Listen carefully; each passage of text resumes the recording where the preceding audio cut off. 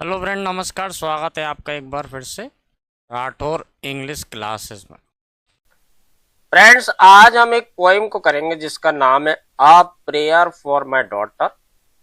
और ये इसके राइटर जो है, इसके पोएट जो है, इनका नाम है विलियम बटलर यीट्स। अपने जमाने के ये बहुत जाने माने पोएट रहे फ्रेंड, विलियम बटलर यीट्स या W.V. यीट्स के नाम से इनको जानते हैं। ये पोएम इन्होंने अपनी पुत्री के लिए एक प्रार्थना के रूप में भगवान से प्रार्थना कर रहे हैं पुत्री के लिए। ये जो तस्वीर आप देख रहे हैं फ्रेंड, ये विलियम बटलर यीट्स है जिन्होंने इस कविता को लिखा है। तो आइए शुरुआत करते हैं इस कविता की, a prayer for my daughter. Friends, इस कविता को 1919 में 1919 को लिखा गया था। इस कविता का प्रकाशन फ्रेंड 1921 में मियाकल रॉबर्टस एंड द डांसर्स इस कलेक्शन में हुआ था। इस पोएम में 80 लाइन्स है जो 10 ऑक्टेव्स में डिवाइडेड है। राइमिंग स्कीम की बात करें फ्रेंड तो A B C D और D C, ये इसकी राइमिंग स्कीम। तो किसी भी कविता को या किसी भी रचना को जब हम पढ़ रहे हैं उसके बारे में इतनी बेसिक जानकारी तो कम से कम हमको रखना ही पड़ेगी। 1919 में लिखा गया था इसको, a prayer for my daughter. 21 में इसका प्रकाशन हुआ था। मियाकल रॉबर्टस एंड द डांसर, ये कलेक्शन का नाम है। इस पूरी कविता में 80 लाइनें और 10 ऑक्टेव्स। आइए फ्रेंड्स, कविता की शुरुआत करते हैं। Once more the storm is howling and half hid under this cradle hood and coverlid, my child sleeps on, there is no obstacle but Gregory's wood and one bare hill, whereby the haystack and roof leveling wind, bread on the Atlantic can be stayed. And for an hour I have walked and prayed, because of the great gloom that is in my mind. कुछ कठिन शब्दों के अर्थ मैंने यहाँ पे हिंदी में लिख दिए फ्रेंड। जैसे हॉलिंग का मतलब होता है जोर से गरजना या चीखना, जो तूफान के लिए कहा जा रहा है। क्रैडल हुड, ये जो पालने का जो ऊपरी ढक्कन रहता है, इसे कहा गया। रूफ लेवलिंग विंड, यानी बहुत तेज हवाएं, अत्यधिक तेज हवाएं, इतनी तेज की जो छतों को नीचे गिरा दे, नष्ट कर दे। ब्रेड ऑन द अटलांटिक, इसका मतलब है अटलांटिक महासागर में उत्पन्न हुआ या पैदा हुआ। और ग्लूम का मतलब है गहरा मानसिक अंधकार या उदासी। आइए फ्रेंड, अब इन कविता की पंक्तियों का अर्थ देखते हैं। तो once more the storm is howling, ये हॉलिंग मतलब गरजना। इसका मतलब है एक बार फिर से तूफान गरज रहा है या दहाड़ रहा है। और मेरा बच्चा इस पालने के कवर है ना, क्रेडलहुड, और चादर कवर लिड, चादर कवर लिड यानी चादर। और मेरा बच्चा जो है इस पालने के हुड, पालने का जो कवर है, वो चादर के नीचे आधा छुपा हुआ शांति से सो रहा है। हाफ हिड ना, आधा छुपा हुआ शांति से सो रहा है। अटलांटिक महासागर से उठी हुई ये विनाशकारी हवाएं, bread on the Atlantic, Atlantic महासागर से उठी हुई ये विनाशकारी हवाएं, रूफ लेवलिंग विंड,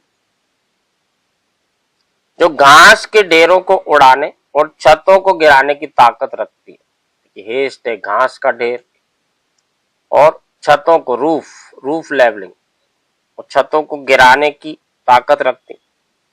उन्हें रोकने के लिए मेरे घर और समुद्र के बीच केवल ग्रेगरी वुड, ग्रेगरी वुड ये जो है जंगल के बारे में कहा गया, ग्रेगरी जंगल। और इन्हें रोकने के लिए मेरे घर और समुद्र के बीच केवल ग्रेगरी वुड, एक पेड़ों का समूह है, और एक नंगी पहाड़ी जो है ये बाधा के रूप में खड़ी है। Gregory wood and one bare hill, एक नग्न पहाड़ियां, जिस पर नग्न पहाड़ियां मतलब जिसमें कोई पेड़ पौधे नहीं।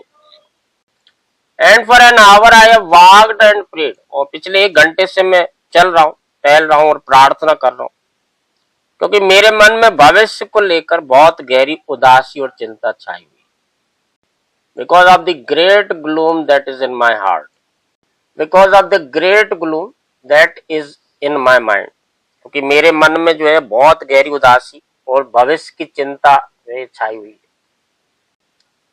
I have walked and prayed for this young child an hour, and heard the sea wind scream upon the tower, and under the arches of the bridge, and scream in the elms above the flooded stream, imagining in exciting reverie that the future years had come, dancing to a frenzied drum out of the murderous innocence of the sea। कुछ कठिन शब्दों को देखें friend तो scream मतलब चीखना चिल्लाना या तेज हवा की आवाज को कहा गया। फ्लडेड स्ट्रीम यानी बाढ़ आई हुई नदी या नदी की धारा। एक्साइटेड रेवरी उत्तेजित ख्याली दुनिया है ना, रेवरी यानी होता है देवा स्वप्न, जो दिन में सपना देखते हैं उसको कहते हैं रेवरी। फ्रेंजीड ड्रम पागलपन से भरा हुआ उन्मत्त ढोल। मर्डरस इनोसेंस कातिलाना मासूमियत। आइए फ्रेंड अब इन पंक्तियों का हिंदी में अर्थ देखें तो मैं 1 घंटे से अपनी इस नन्ही बच्ची को टहलते हुए इसके लिए प्रार्थना कर रहा हूँ। I walked and prayed for this young child an hour. मैं 1 घंटे से टहल रहा हूँ और प्रार्थना कर रहा हूँ अपने इस नन्हे से बच्चे के लिए। इस बीच मैंने समुद्र से आती बर्फीली हवाओं को मीनार से टकराकर चीखते हुए सुना। And heard the sea wind scream upon the tower. इस बीच मैंने समुद्र से क्या हुआ, आती हुई बर्फीली हवाएं, सी विंड, इनको मीनार से टकराकर चीखते हुए सुना। And under the arches of the bridge, और पुल के मेहराबों के नीचे से गुजरते हुए सुना। और बाढ़ से उफनती हुई नदी के ऊपर एल्म के पेड़ों के बीच भी उनकी चीखें सुनी। And scream in the elms above the flooded stream, और चीखों को सुना है in the elms above the flooded stream, और बाढ़ से भरी हुई नदी या उफनती हुई नदी के ऊपर एल्म के पेड़ों के ऊपर भी मैंने इन चीखों को सुना। इमेजिनिंग इन एक्साइटेड रेवरी, अपनी गहरी और उत्तेजित कल्पना में मुझे ऐसा लग रहा है कि आने वाले जो वर्ष हैं एक पागलपन भरे ढोल की थाप पर नाचते हुए गा रहे हैं। That the future years had come dancing to a frenzied drum, कि आने वाले जो भविष्य के वर्ष हैं वो एक पागलपन उन्माद से भरे ड्रम की ढोल जो है इसकी थाप पर नाच रहे हैं। मानो वे समुद्र की उस कातिलाना मासूमियत से पैदा होकर भविष्य को तबाह करने आ रहे हैं। Out of the murderous innocence of the sea, है ना, मानो कि वो समुद्र के उस कातिलाना मासूमियत से पैदा होकर के भविष्य को नष्ट करने के लिए आते जा रहे हैं। यहाँ फ्रेंड कवि जो कहना चाहता है वो ये कि समय बहुत भयानक है, आगे का समय और ज्यादा भयानक होता जाएगा। और मर्डरस इनोसेंस ऑफ द सी जो है इसका कहने का मतलब ये कि समुद्र की लहरें जो है बिना किसी व्यक्तिगत दुश्मनी के भी जो भी चीज उसके सामने आती है उसे नष्ट कर देती। ऐसे ही भविष्य की दुनिया की हिंसा, भविष्य की दुनिया की जो अराजकता है वो कहीं उनकी बेटी के लिए नुकसानदायक ना हो जाए, कहीं उनकी बेटी के लिए खतरनाक ना हो जाए। May she be granted beauty and yet not beauty to make a stranger's eye distraught, or hers before a looking glass, for such being made beautiful overmuch. Consider beauty a sufficient and lose natural kindness and maybe the heart reveling intimacy that chooses right and never find a friend। देखिए distraught यानी होता है व्याकुल या परेशान हो जाना। Looking glass यानी आईना देखना। ओवर मच का मतलब अत्यधिक या जरूरत से ज्यादा। सफिशिएंट एंड का मतलब पूर्ण लक्ष्य, जिसके आगे कुछ भी और नहीं चाहिए रहता। हार्ट ट्रेवलिंग इंटीमेसी यानी दिल को उजागर करने वाली आत्मीयता। अब कभी यहाँ पे देखिए भगवान से प्रार्थना कर रहे हैं कि मे सी बी ग्रांटेड ब्यूटी, मेरी प्रार्थना है कि उसे सुंदरता मिले। पर इतनी ज्यादा भी ना मिले कि उसके देखने वाला जो है, जो अजनबी उसको देख रहा है, वो व्याकुल ही हो जाए उसकी सुंदरता को देख करके। या जब वो खुद ही आईना देखे और आईने को देख करके वो अपनी सुंदरता पर मोहित हो जाए और अपने आप पर घमंड करने लगे। क्योंकि जो लोग जरूरत से ज्यादा सुंदर होते हैं, वे सुंदरता को ही जीवन का अंतिम लक्ष्य मान लेते हैं। देखिए, सफिशिएंट एंड। तो जरूरत से ज्यादा सुंदर होते हैं, उन्हें ऐसा लगता है कि दुनिया में सुंदरता ही सब कुछ है, सुंदरता ही जीवन का अंतिम लक्ष्य। ऐसे लोग अक्सर अपनी स्वाभाविक दयालुता को भी खो देते हैं। And lose natural kindness and may be lose natural kindness. ऐसे लोग अपनी स्वाभाविक दयालुता को भी खो देते हैं। शायद वह दिल की गहराई वाली आत्मीयता भी जो सही चुनाव करने में मदद करती है। And may be the heart revealing intimacy that chooses right, जो सही चुनाव करने में मदद करती है। और अंततः क्या होता है कि ऐसे सुंदर लोग कभी अपना सच्चा मित्र नहीं ढूंढ पाते। यहाँ कभी कहना ये चाहता है फ्रेंड कि मेरी बच्ची जो है, इसके लिए मैं भगवान से दुआ करता हूं कि ये बहुत सुंदर हो, इसको सुंदरता मिले। लेकिन सुंदरता इतनी ज्यादा भी ना हो कि उसको देखने वाले की आंखें चुन दिया जाए, या जब वो स्वयं कभी आईने के सामने खड़ी हो और अपना चेहरा देखे तो वो अपने आप पर मोहित हो जाए और अपने सुंदरता पर घमंड करने लगे। और ऐसा घमंड करने वाला व्यक्ति जो है आत्म केंद्रित हो जाता है और उसके मन से जो काइंडनेस रहती है वो चली जाती है। वो अपने आप को ही जो है दुनिया का सबसे अच्छा व्यक्ति समझने लगता है। और ऐसा व्यक्ति क्या होता है, सेल्फ सेंटर्ड हो जाता है और फिर वो कभी अपना सच्चा दोस्त नहीं बना पाता, कोई सच्चा मित्र नहीं ढूंढ पाता। Helen being chosen found life flat and dull and later had much trouble from a fool. While that great queen that rose out of the spray, being featherless could have her way, yet chose a bandy-legged smith for man. It's certain that fine women eat a crazy salad with their meat, whereby the horn of plenty is undone। कठिन शब्दों का अर्थ देंगे friend तो flat and डल मतलब नीरस और उबाऊ। Spray समुद्र की फुहारे या लहरों को कह रहे हैं। बैंडी लेग्ड इसमें टेढ़ी टांगों वाला एक लोहार। कवि का जो संदर्भ हेफेस्टस नाम का एक व्यक्ति था इसके लिए। हेलेन जो है ये ट्रॉय की राजकुमारी थी, उसको हेलेन यहाँ जो बोला गया। क्रेजी सैलेड पागलपन या भ्रम का प्रतीक है, मुहावरा है जो गलत फैसलों को दर्शाता है। हॉर्न ऑफ प्लेंटी यानी सुख समृद्धि का प्रतीक। आइए फ्रेंड हम इन लाइनों का अर्थ देखते हैं। तो कवि कह रहा है कि हेलेन जो थी, जो ट्रॉय की रहने वाली थी, दुनिया की सबसे सुंदर स्त्री मानी गई थी। उसे अपना जीवन उबाऊ और नीरस सा लगने लगा। Helen being chosen found life flat and dull. Helen जो दुनिया की सबसे सुंदर स्त्री मानी जाती थी, उसे अपना जीवन जो है उबाऊ और नीरस सा लगने लगा। और बाद में एक मूर्ख के कारण उसे भारी मुसीबतें झेलनी पड़ी।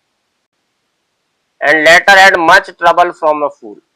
वहीं वो महान रानी ना, जिस एफ्रोडाइट या वीनस की बात कर रहे हैं, जो समुद्र की लहरों से पैदा हुई थी, that rose out of the spray, being fatherless. देखिए फादरलेस यानी पिताहीन, जो पिताहीन थी, जिसका कोई पिता नहीं था, यानी ऐसा कोई व्यक्ति नहीं था जो उस पर अंकुश लगा सके। कुड हैव हर वे, वो अपनी मर्जी से चलते हुए भी एक टेढ़ी टांगों वाले लोहार को अपने पति के रूप में उसने चुना। कुड हैव हर वे यानी जो अपनी मनमानी कर सकती। Yet chose a bandy legged Smith for man, जिसने एक टेढ़ी टांगों वाले लोहार को अपने पति के रूप में चुना। यह निश्चित है कि अति सुंदर स्त्रियां अपने भोजन के साथ एक पागलपन भरा सलाद खाती, crazy salad with their meet. इसका यहाँ कहने का मतलब ये है कि जो जरूरत से ज्यादा सुंदर महिलाएं रहती वो अक्सर गलत फैसले ले लेती है। Crazy salad with their meet, देखिए ये मुहावरे के रूप में लिखा गया, जिससे उनमें समृद्धि और सौभाग्य का जो प्रतीक होता है वो नष्ट हो जाता है। Where by the horn of plenty is undone.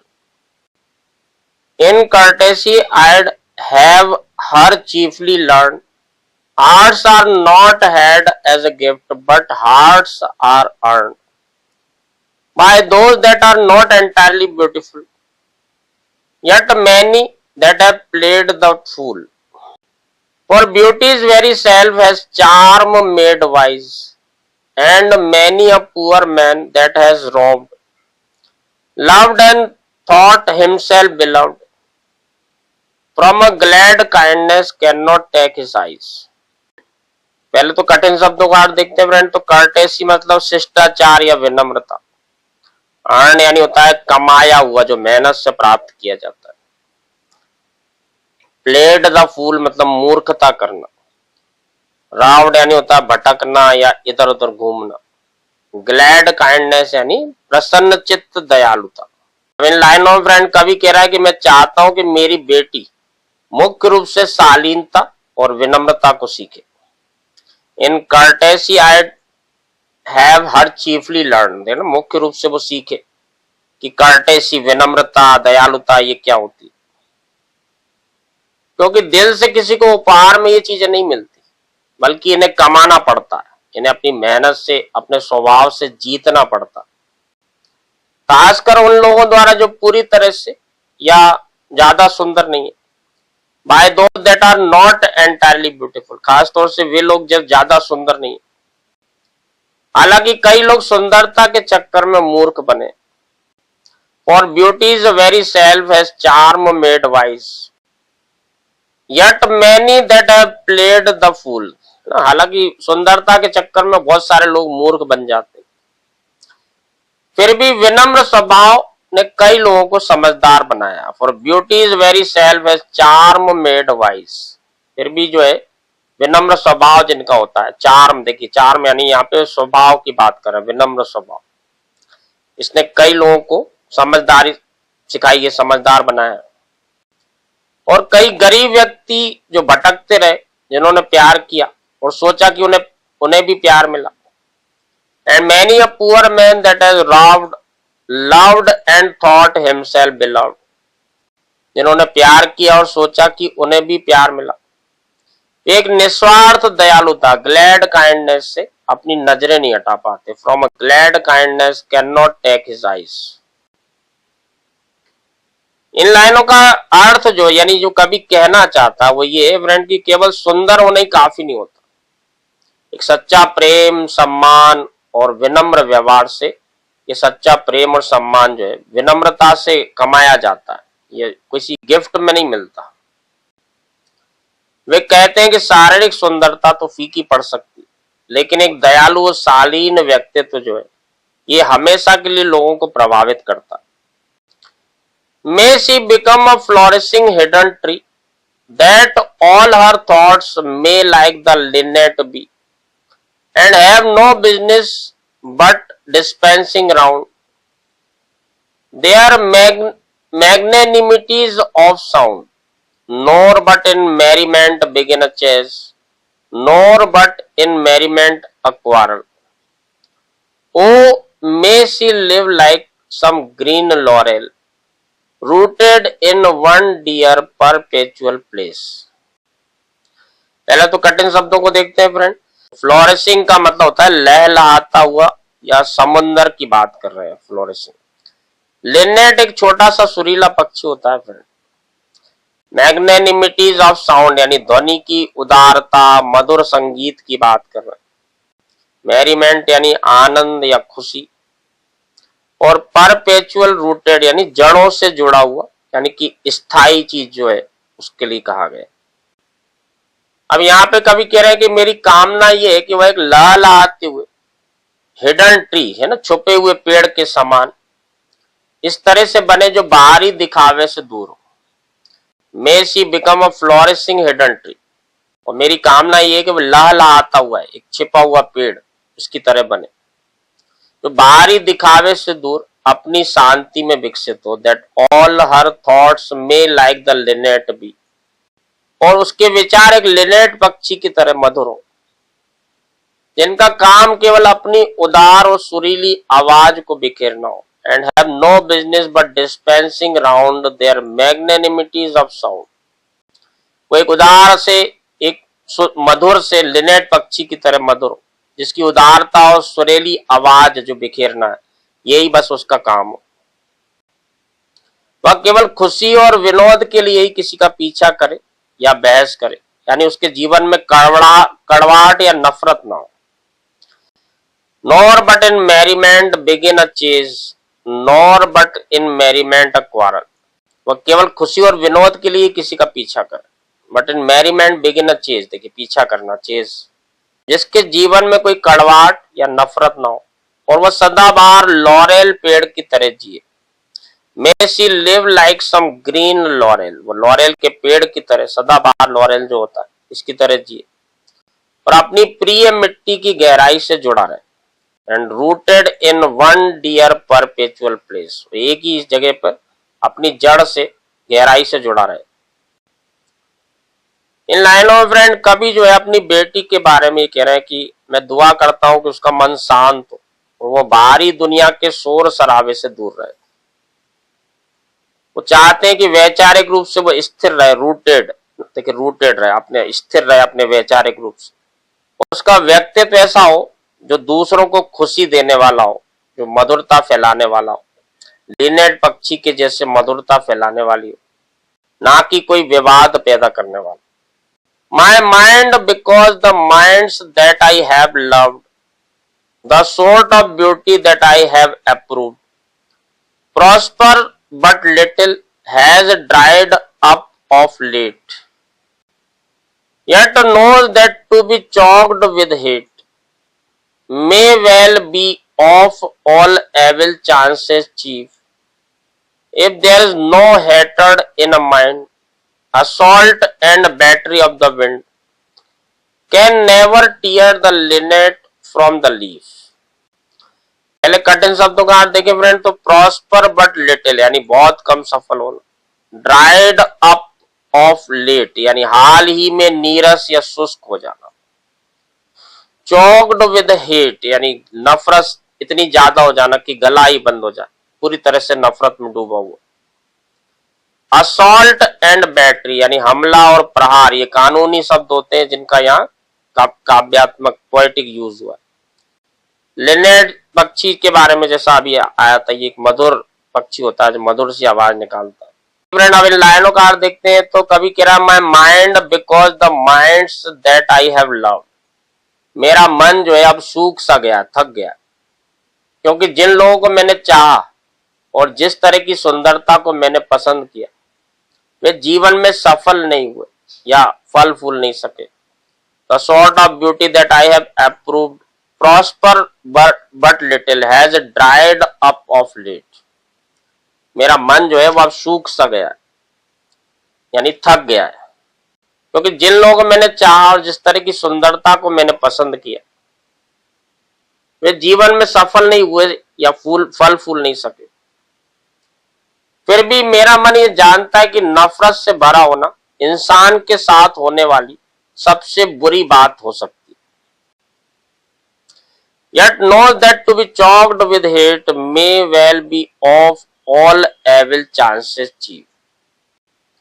है ना, यहाँ ये कहना चाहते हैं कि मेरा मन ये जानता है कि नफरत से भरा होना इंसान के साथ होने वाली सबसे बुरी बात हो सकती है। If there is no hatred in a mind, assault and battery of the wind, यदि मन के भीतर नफरत नहीं है तो बाहर के तूफान का हमला या प्रहार कभी भी उस लिनेट पक्षी के मधुर विचारों को उसके पत्ते से अलग नहीं कर सकता। यदि किसी के मन में अगर नफरत नहीं है तो जो बाहरी कोई भी तूफान आ रहा है, उसका जो हमला हो रहा है या प्रहार हो रहा है, ये लिनेट पक्षी जो है इसकी मधुरता को कम नहीं कर सकता, यानी उसे उसकी पत्तियों से अलग नहीं कर सकता। यहाँ कहने का तात्पर्य ये फ्रेंड की बाहरी मुसीबतें या तूफान जो है वो हमें तब तक नुकसान नहीं पहुंचा सकते जब तक कि हमारे भीतर नफरत न हो। अगर इंसान का मन अंदर से शांत और नफरत से मुक्त है तो वो दुनिया की किसी भी विपरीत परिस्थिति का सामना बहुत अच्छे से कर सकता है। An intellectual hatred is the worst, so let her think opinions are accursed. Have I not seen the loveliest woman born, out of the mouth of plenty's horn. Because of her opinionated mind, barter that horn and every good, by quiet natures understood. For an old billows full of angry wind.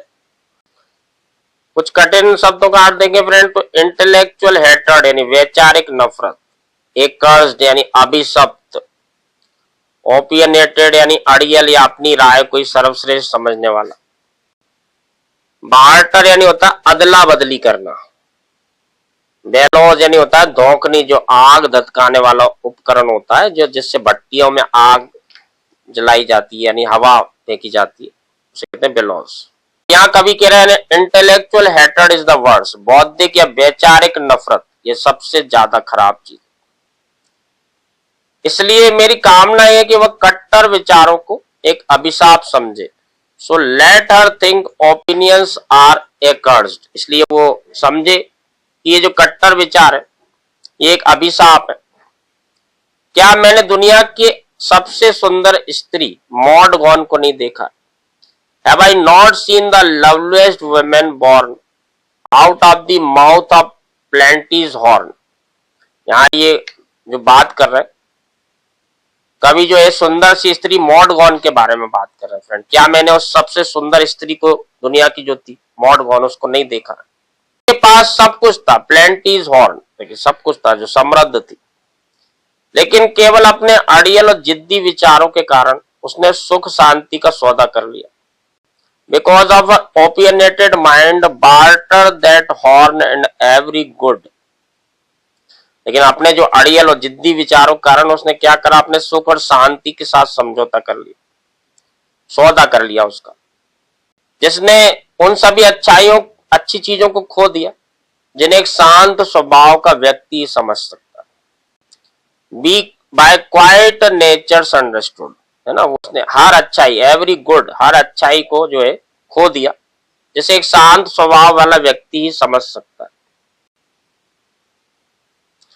और बदले में उसे क्या मिला? For an old bellows full of angry wind, और बदले में उसे क्या मिला? केवल क्रोध और नफरत से भरी हुई पुरानी धौकनी, बेलोज जैसी जहरीली बातें, यानी कि अपने अड़ियल स्वभाव के कारण उसके पास सब कुछ था, समृद्ध थी, धन था, लेकिन उसने अपने जिद्दी स्वभाव, अड़ियल रवैये के कारण अपनी सारी अच्छाइयों को खो दिया।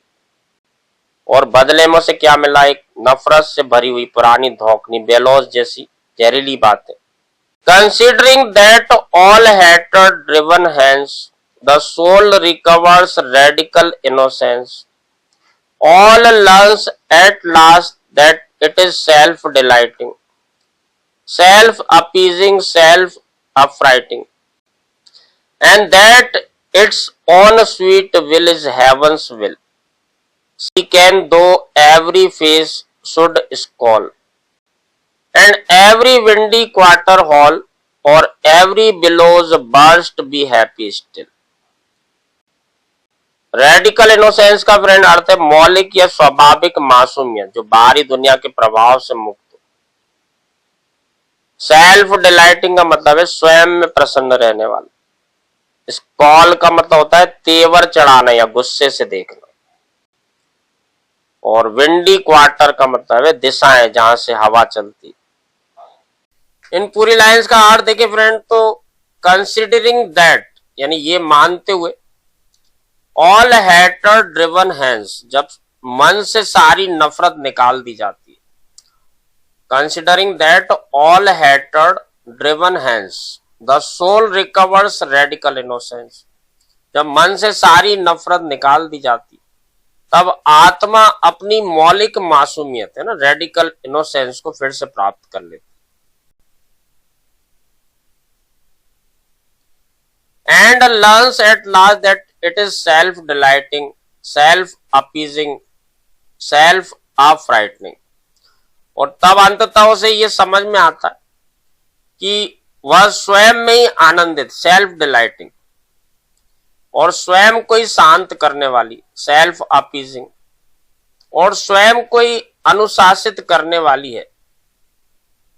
जब मन से सारी नफरत निकाल दी जाती है तो एक जो मासूमियत है, जो गॉड गिफ्टेड, भगवान की तरफ से मासूमियत दी गई, रेडिकल इनोसेंस, है ना, ये फिर से प्राप्त हो जाती है। और तब ये समझ में आता है कि स्वयं में ही आनंदित है वो, स्वयं में ही जो है शांत करने वाली, अनुशासित करने वाली, and that its own sweet will is heaven's will.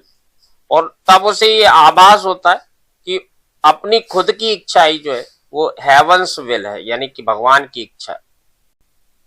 C can दो एवरी फेस शुड स्कॉल, ऐसी अवस्था में चाहे हर चेहरा नफरत से भरा हो, देखिए स्कॉल, ऐसी स्थिति में हर चेहरा चाहे नफरत से भरा हो, चाहे चारों दिशाओं से तूफान गरज रहा हो, and every windy quarter hall, चारों दिशाओं से जो है तूफान गरज रहा हो, यानी नफरत की जो है आंधियां चल रही है, और एवरी बिलोज बर्स्ट, या नफरत की जो धौंकनी है बिलोज, ये फट भी जाए तो भी वो खुश रह सकती है, बी हैप्पी स्टिल, तो भी वो खुश रह सकती है। यहाँ कवि कहना यह चाहता है फ्रेंड कि सच्ची खुशी जो है बाहरी परिस्थितियों पर नहीं बल्कि आंतरिक शुद्धता पर निर्भर करती है। अगर हम अपने भीतर से नफरत को खत्म कर दें तो हम दुनिया के किसी भी विरोध या संकट के बावजूद भी अडिग रह सकते हैं और खुश रह सकते हैं। आइए फ्रेंड अब इस कविता की अंतिम पंक्तियों को देखते हैं। And may her bridegroom bring her to a house where all's accustomed ceremonious, for arrogance and hatred are the wares peddled in the thoroughfares, how but in custom and in ceremony are innocence and beauty born, ceremonies a name for rich horn and custom for the spreading laurel tree। आइए friend पहले कठिन शब्दों को देखते हैं। तो accustomed का मतलब है पारंपरिक या अभ्यस्त, सेरेमोनियस का मतलब है शिष्टाचार से पूर्ण भरा हुआ या मर्यादित, पेडल्ड मतलब होता है फेरी लगा करके सामान जो बेचा जाता है उसके कहते हैं पेडल्ड, थॉरोफेयर्स का मतलब है आम रास्ते या बाजार, कस्टम का मतलब होता है फ्रेंड रीति रिवाज या परंपरा। अब यहाँ पे कवि जो कह रहा है फ्रेंड कि मेरी प्रार्थना है कि उसका दूल्हा, है ना, ब्राइड ग्रूम, मेरी प्रार्थना है कि उसका दूल्हा, अपनी पुत्री के लिए बात कर रहे हैं, कि उसका दूल्हा उसे ऐसे घर में ले जाए जहां सब कुछ परंपराओं और मर्यादा के अनुसार हो, है ना, where all's accustomed and ceremonious. मेरी दुआ है कि उसका दूल्हा उसे ऐसे घर पे ले जाए जहां हर काम परंपराओं के अनुसार और मर्यादाओं के अनुसार हो, क्योंकि घमंड और नफरत वे घटिया सामान है। For arrogance and hatred are the wares, देखिए वेयर्स यानी होता है घटिया सामान, एरोगेंस यानी होता अहंकार, हेटर्ड यानी होता नफरत, क्योंकि अहंकार और नफरत ऐसी घटिया चीजें जो सड़कों और बाजारों पर बिकते हैं, पेडल्ड इन द थॉरोफेयर्स, है ना, सड़कों पर बिकते हैं, फेरी लगा करके बेचा जाता है, यानी आम और सतही दुनिया में पाई जाती है ऐसी चीजें। How but in custom and in ceremony, बिना परंपरा और मर्यादा के मासूमियत और सुंदरता ये कैसे पैदा हो सकती है।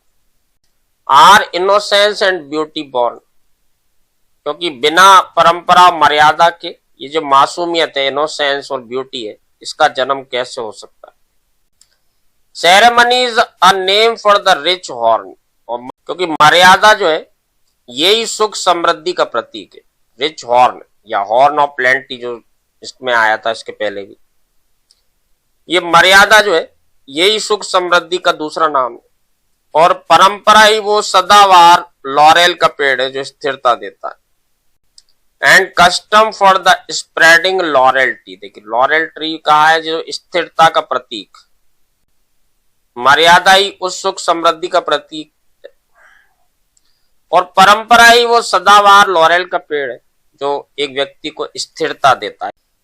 फ्रेंड्स कवि यहाँ पे कहना ये चाहता है कि वो अपनी बेटी के लिए एक ऐसे वैवाहिक जीवन की कामना कर रहे हैं जहां अनुशासन हो, शिष्टाचार हो, सांस्कृतिक मूल्यों का सम्मान हो, और वो कवि मानते हैं कि आधुनिक दुनिया की जो अराजकता है और नफरत से बचने का जो एकमात्र रास्ता है वो अपनी जड़ों और परंपराओं से जुड़े रहना। इस पूरी कविता का सार अगर देखें फ्रेंड, तो कवि अपनी बेटी के लिए ये दुआ कर रहा है कि उसे बाहरी सुंदरता यानी शारीरिक सुंदरता की बजाय अपने मन की शांति की, विनम्रता की और पारंपरिक मूल्यों की ज्यादा परवाह करना चाहिए, ताकि वो जीवन में आने वाले किसी भी तूफान का मजबूती से सामना कर सके और एक स्थिर लॉरेल ट्री के जैसे हो सके। ये एक पिता अपनी पुत्री के लिए भगवान से प्रार्थना कर रहा है, दुआएं मांग रहा है। इसलिए इस कविता का नाम है friend, a prayer for my daughter. Friends, William Butler Yeats के द्वारा ये कविता अपनी पुत्री के लिए लिखी गई है। इसकी हर लाइन को मैंने आपको हिंदी में समझाने की इस तरह से कोशिश की है कि आप हर लाइन के हर शब्द को समझ सकें और उसका भावार्थ भी समझ सकें। कठिन शब्दों को मैंने हिंदी में अलग से इसलिए भी लिख दिया कि जब आप सेल्फ स्टडी करेंगे तो आपको ये समझने में थोड़ा आसान रहेगा। तो फ्रेंड, आज की कविता हमारी यहीं पर समाप्त होती है। आई होप कि ये वीडियो आपको पसंद आएगा। Please like and subscribe the video and tell your friends also who are preparing for UGC NET और सेट और any other competitive exam. Thank you very much. अगले वीडियो में फिर मिलते हैं।